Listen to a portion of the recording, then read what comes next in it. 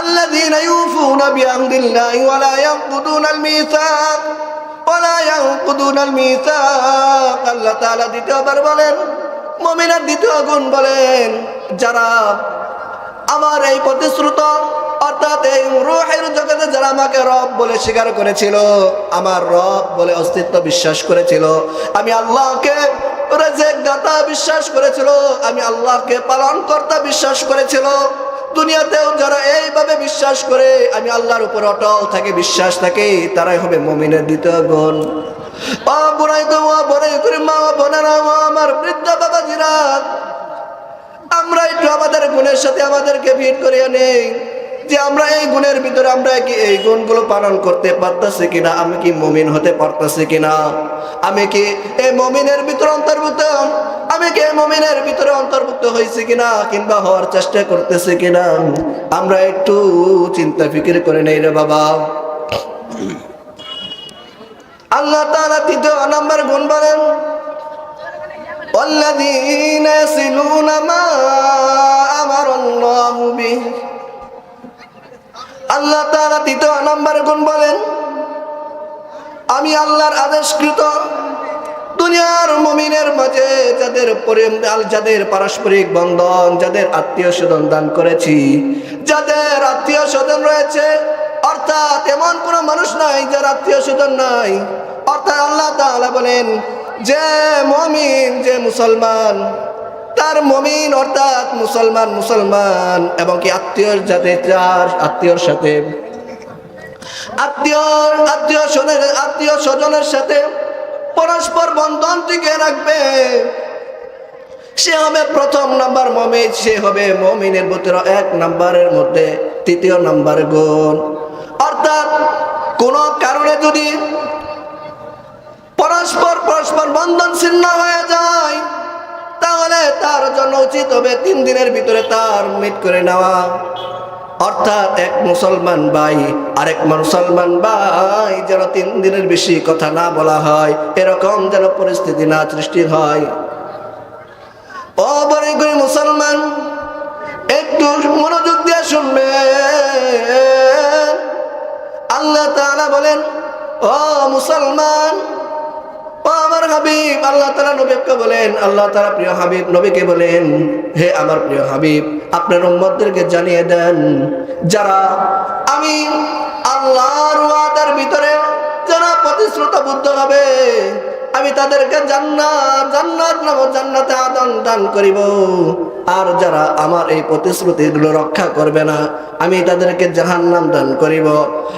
ও মুসলমান, তৃতীয় নাম্বার গুণ হলো, তৃতীয় নাম্বার, যে ব্যক্তি পরস্পর সম্পর্ক ছিন্ন না করে এবং কি ছিন্ন করার পায় তারা না চালাই, যদি কোনো কারণে ছিন্ন হয়ে যায় 3 দিনের ভিতরে মিট করে নাই, আল্লাহ তাআলা বলেন, এই রকম যদি কেউ থাকে যে বছর কি বছর, মাস কি মাস চলে যায়, মুসলমানের ভিতরে পরস্পর বিদ্বেষের কারণে কথা বলে না, আল্লাহ তাআলা বলেন, আমি কিয়ামতের ময়দানে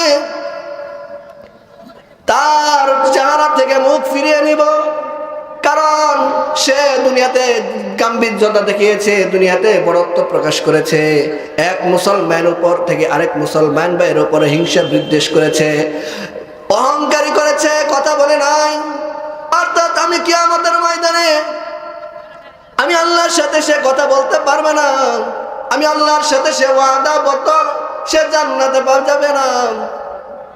ও মুসলমান ভাই, আমরা যদি এরকম কারো সাথে পরস্পর বিদ্বেষ পোষণ করে থাকি, আমরা যদি এরকম ভাবে প্রতিবেশীর সাথে জুলুম করে থাকি, তাহলে আমাদের উচিত হলো, তাহলে আমাদের সর্বশুরুতে উচিত হলো তাদের সাথে মিট করে নেওয়া। আর যদি আমরা মিট করে না নিতে পারি, নবী করিম সাল্লাল্লাহু আলাইহি ওয়াসাল্লাম বলেন, দুনিয়াতে আল্লাহ তাআলা আল্লাহর হক সম্পর্কিত জিনিস যদি কেউ ওয়াদা ভঙ্গ করে, কেউ যদি নাফরমানি করে, কেউ যদি আত্মসাৎ করে আল্লাহর কোন সম্পদ, আল্লাহ তাআলা তাকে মাফ করতেও পারেন, না করতেও পারেন, এটা আল্লাহ তাআলার ইখতিয়ার।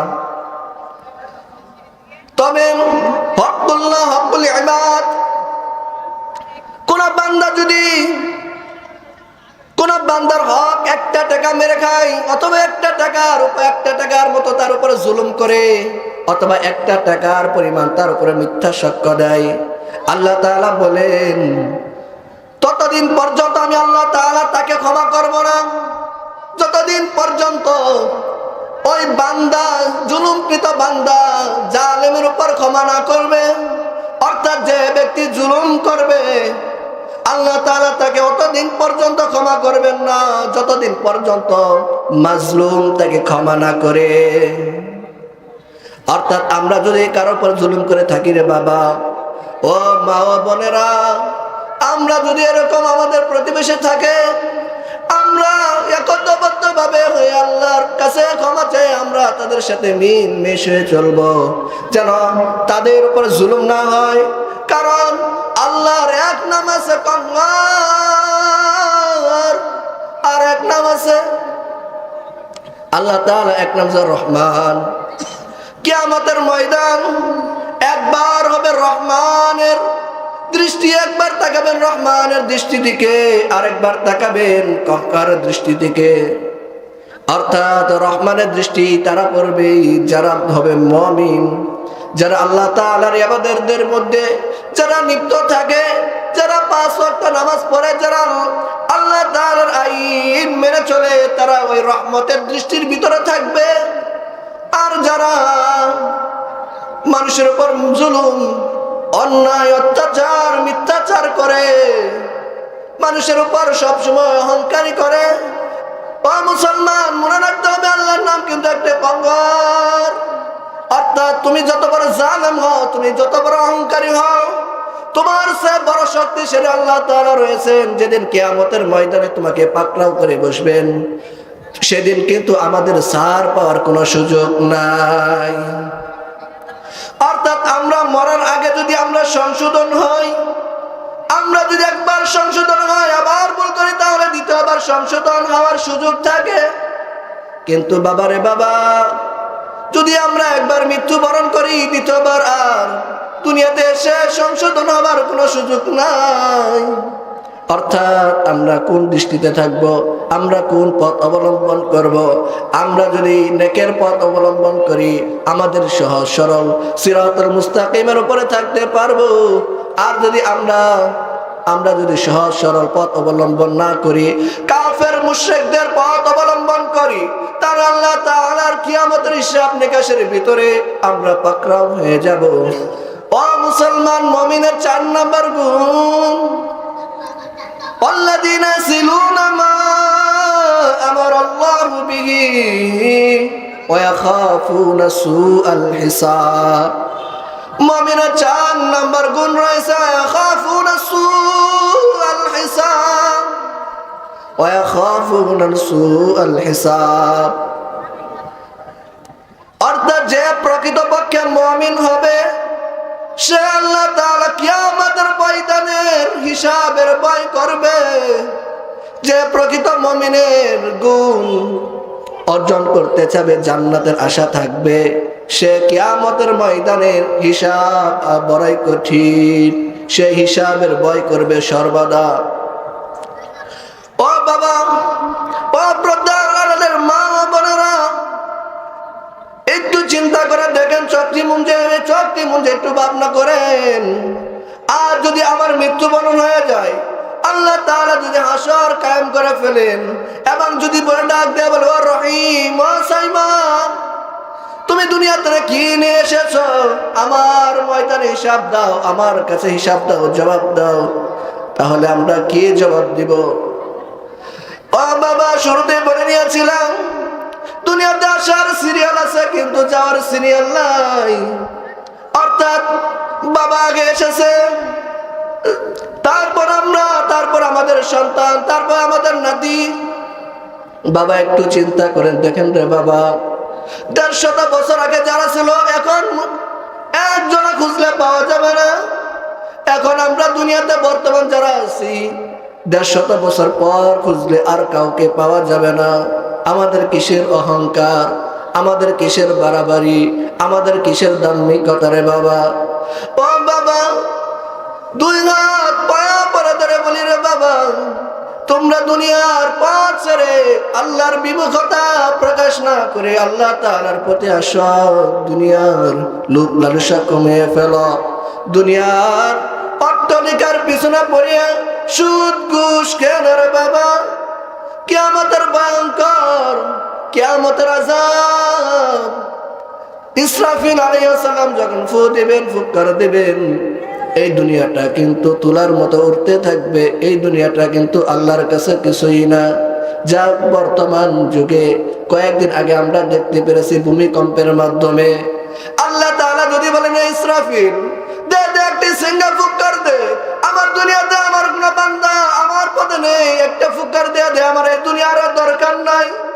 ও বাবা, ওই সময় যদি আমি থাকি, অর্থাৎ এই সময় যদি আমাকে ফুৎকার দেওয়ার আদেশ দেয় সে ইসরাফিল আলাইহিস সালাম, আর আমি যদি ওই ফুৎকারের সময় যদি আমি থাকি, অথবা আমি যদি এখন মৃত্যুবরণ করি, তাহলে আমার কি হিসাব হবে? একটু চিন্তা করলেই পাওয়া যায়।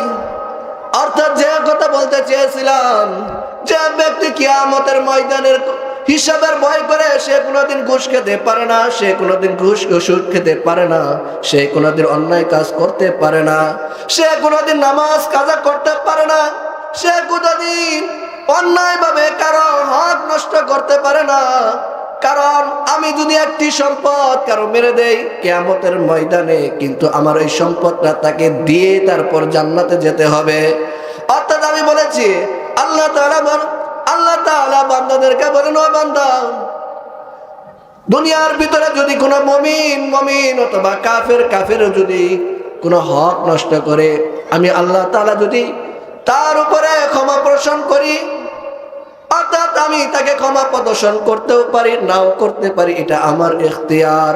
অর্থাৎ কোন মুমিনের যদি হক নষ্ট করি, যতদিন পর্যন্ত ওই মুমিন তাকে ক্ষমা না করবে, আমি আল্লাহ তাআলা তাকে ততদিন পর্যন্ত ক্ষমা করব না। ও বড় বড় মুসলমান ভাই বন্ধুগণ, ও প্রত্যেকের মা বোনেরা, আল্লাহ তাআলা পঞ্চম নম্বর গুণ বলেন, আল্লাযীনা সাবারু ইবতিগাআ ওয়াজহি রাব্বিহিম। পঞ্চম নম্বর গুণ, আমরা দেখি এই গুণটা আমাদের অন্তরের সাথে মিলে কিনা, আমাদের সত্তার সাথে মিলে কিনা, আমাদের জীবনের সাথে মিলে কিনা, আমাদের আখলাকের সাথে মিলে কিনা, আমরা কি এই গুণের অধিকার হতে পারেছি কিনা। আমরা যদি এই গুণের অধিকার হতে না পারি, আমরা আজ থেকে একতাবদ্ধ হয়ে আমরা একমত হব, এই গুণের অধিকারী হব, এই গুণ অর্জন করার চেষ্টা করবো রে বাবা। আল্লাহ তাআলা বলেন, আল্লাযীনা সাবারু ইবতিগাআ ওয়াজহি রাব্বিহিম। কোন বান্দা যদি শুধু একমাত্র কেবলমাত্র আল্লাহ তাআলাকে সন্তুষ্টি করার উদ্দেশ্যে ধৈর্য ধারণ করে, ওই ব্যক্তি পঞ্চম নম্বর মুমিনের গুণ অর্জন করতে পারবে। অর্থাৎ গুণ শুধু অর্জন, শুধু ধৈর্য ধরলে হবে না। এখানে বলেছেন ওয়াজহি রাব্বিহিম, অর্থাৎ আল্লাহ তাআলা সন্তুষ্টির উদ্দেশ্যে হতে হবে রে বাবা। একটি উদাহরণ দিলেই বুঝতে পারবেন।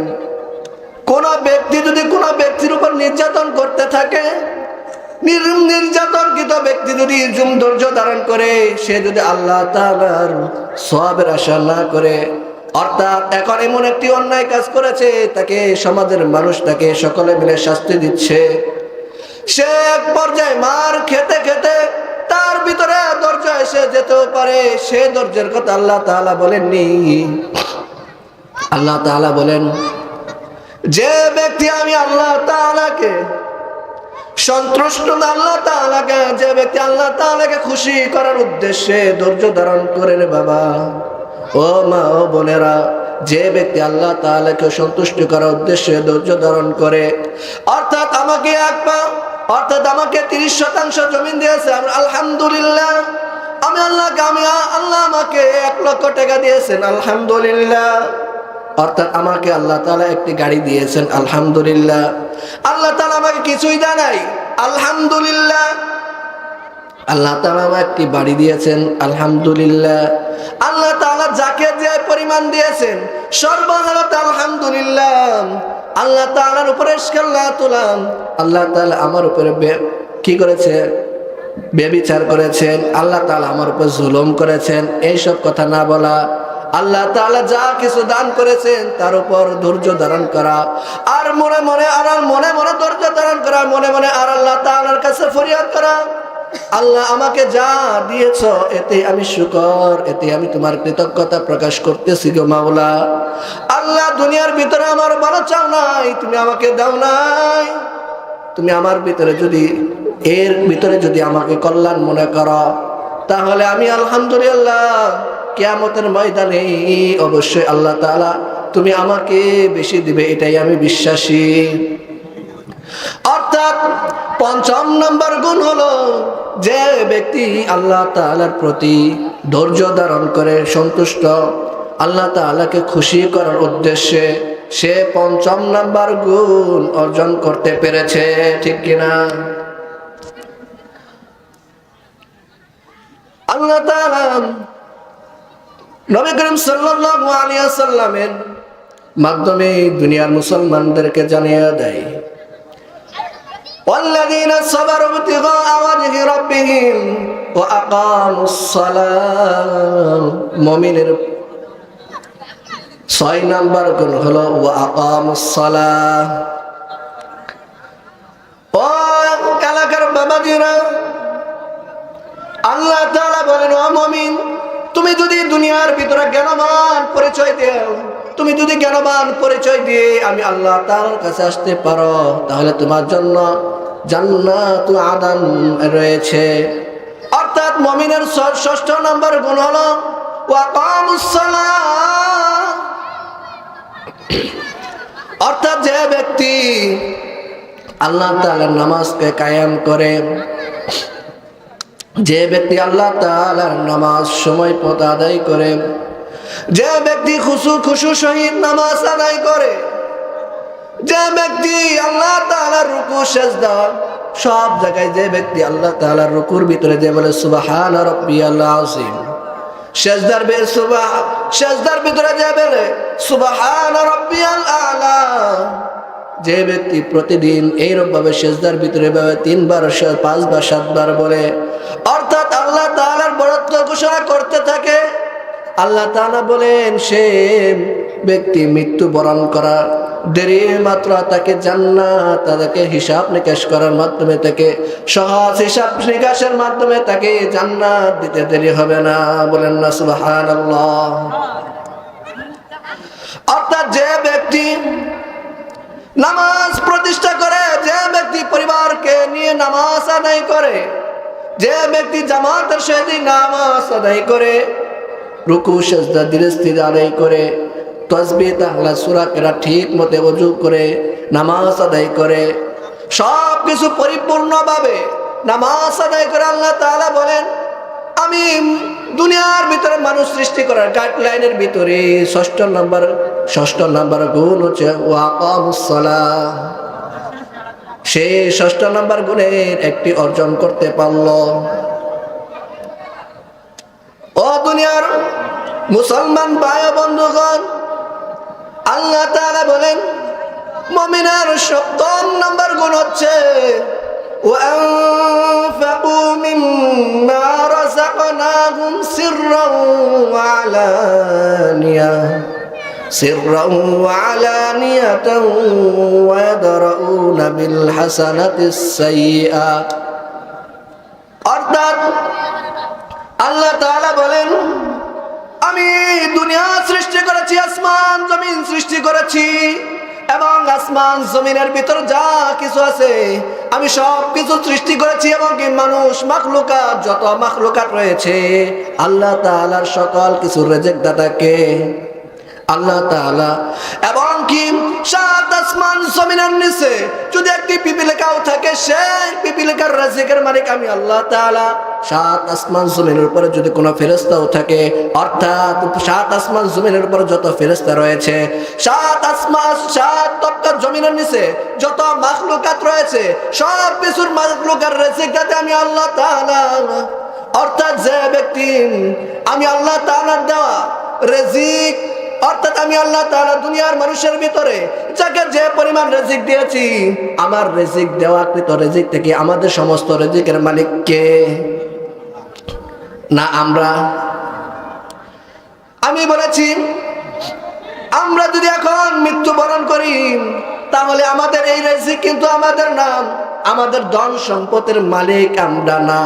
আমরা কেবলমাত্র শুধুমাত্র এই ধন সম্পত্তির রাখাল মাত্র। কি রাখাল? আমরা এই দুনিয়ার ভিতরে ধন সম্পদ যত যা কিছু আমরা আছি, আমরা এগুলোর মালিক না। প্রকৃত মালিক কে? প্রকৃত মালিক হলো আল্লাহ তাআলা। কারণ আমার বাবা যে সম্পত্তি অর্জন করেছে, আমার বাবা যে সম্পত্তি দেখাশোনা করতেছে, এই সম্পত্তির মালিক ছিল একসময় আমার দাদা। আমার দাদা যে সম্পত্তি পরিচালনা করেছে, সেই সম্পত্তির মালিক ছিল তার বাবা। এইরকম ভাবে পূর্ব থেকে আস্তে আস্তে আমার বাবা উত্তরাধিকার সূত্রে পেয়েছে। আমি আল্লাহ তাআলা যদি আমাকে বাঁচিয়ে রাখেন, আমিও একদিন পাবো। অর্থাৎ তার মানে বোঝা গেল এগুলো প্রকৃতপক্ষে মালিক আমরা না, এর প্রকৃতপক্ষের মালিক কে? আল্লাহ তাআলা। অর্থাৎ আমরা যে সম্পদ নিয়ে যার উপর যাকাত ফরজ হয়, যে ব্যক্তি যাকাত দেয় না, আল্লাহ তাআলা বলে যে ব্যক্তির উপর যাকাত ফরজ হয় সে ব্যক্তি যাকাত যদি না দেয়, ওই অতিরিক্ত সম্পদ কিয়ামতের ময়দানে তার গলার ভিতরে ঝুলিয়ে দেওয়া হবে। শুধু ঝুলিয়ে দেওয়া হবে না, ওই সম্পদকে সাপ স্বরূপ বেরিয়ে পড়ে কিয়ামতের ময়দানে বেরিয়ে পড়ানো সাপ গালের ভিতরে ঠুকরাতে থাকবে, কপালের ভিতরে ঠুকরাতে থাকবে, পাঁজরের ভিতরে ঠুকরাতে থাকবে, আবার মাংস খেতে থাকবে। আর বলবে আর আল্লাহ তাআলা এই সম্পদের সাপকে জবান খুলে দিবে। অর্থাৎ ওই সাপ বলবে, সম্পদ বলবে, এ দুনিয়ার নাফরমানি বান্দা, তুমি আমাকে অর্জন করেছে দুনিয়াতে, তুমি আমাকে গরিব দুঃখের মাঝে দাও নাই। অর্থাৎ আমি তোমার অর্জনকৃত সম্পদ, আমি তোমার এই সাপ তুমি দেখতেছো, এটা কিন্তু সাপ না, আমি একটি সম্পদ। অর্থাৎ তোমার ভিতরে আল্লাহ তাআলা যা কিছু দিয়েছে। যখন গরম দিনে আসে, কোন ব্যক্তিকে যদি টিনের চালের উপর রেখে দেওয়া হয়, উত্তপ্ত গরমের ভিতরে 1 ঘন্টার ভিতরে সে মৃত্যুবরণ করবে। হয় কি হয় না? এরকম গরম পড়ে কি পড়ে না? ও বাবা, 7 জমিন আসমান, জমিনের উপর যদি সূর্যটা এরকম থাকে, আর 7 জমিন 7 আসমানে যদি 7টি মুখের মাধ্যমে একটি মুখের আলোর মাধ্যমে যদি এরকম তাপ হয়, শুধু তাই নয়, আল্লাহ তাআলা ফেরেশতার মাধ্যমে ওই একটি সূর্যের মুখের ভিতরে গ্যাসের আবরণ দিয়েছেন। শুধু তাই নয়, ওই গ্যাসের আবরণ তো দিয়েছেন আবার বান্দার মাথার পাতলা, এত পাতলা বান্দার মাথার চামড়ার উপরে হালকা লোম অর্থাৎ চুল গজিয়ে দিয়েছেন যেন এটি সহ্য করতে পারে। ও বাবা, এত কিছু দেওয়ার পরেও যদি আমরা সহ্য না করতে পারি, এই জাহান্নামের আগুন কিভাবে সহ্য করব? ও বাবা, একটু দিল থেকে বুঝেন, একটু দিলকে মানিয়ে নেন।